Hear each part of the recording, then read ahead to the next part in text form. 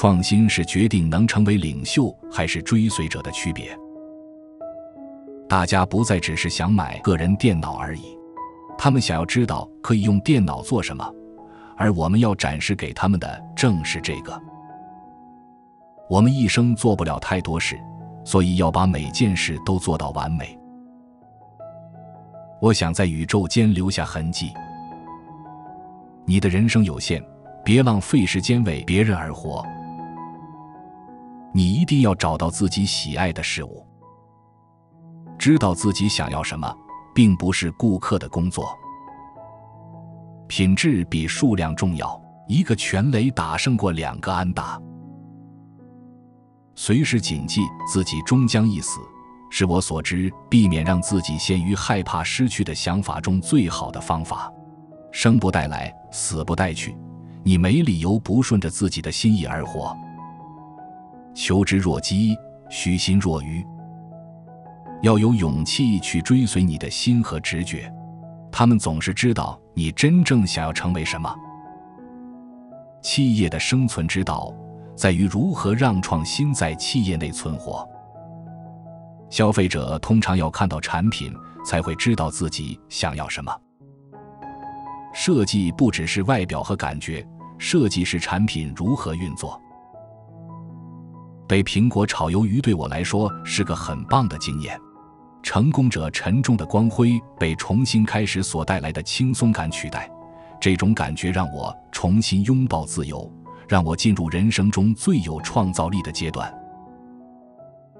我深信，成功与不成功的企业家之所以不同，有半数原因在于能否坚持下去。你无法预先将人生的点滴串联起来，你只能回顾过去来连接它们，所以你必须相信这些点在未来某种程度上会连接起来。你必须相信某些东西，直觉、命运、生活、因果或其他任何事物。创意只不过是融会贯通后所得到的想法而已。让我们创造明天，而不是去想昨天发生了什么。我们不做的东西和我们所做的东西同样让我感到骄傲。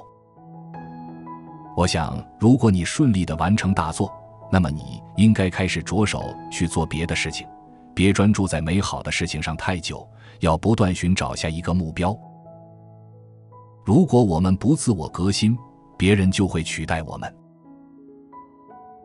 我相信成功的企业家和不成功的企业家之间的区别，有一半原因都在于纯粹的坚持。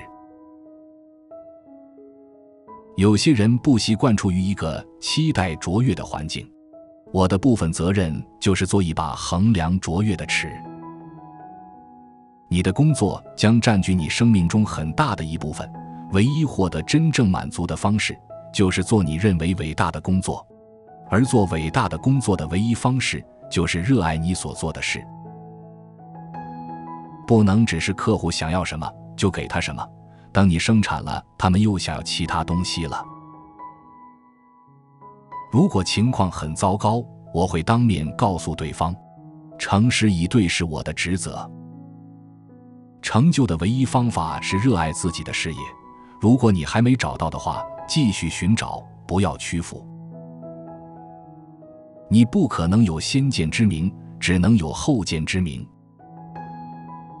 记住自己快要死了，是我所遇到的帮助我做出人生重大选择的最重要的工具。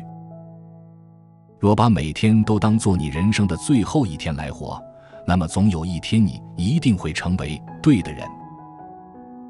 事物不需要改变世界才算重要，不必尝试发动下一场革命，只要快速推出时髦又可负担的消费商品。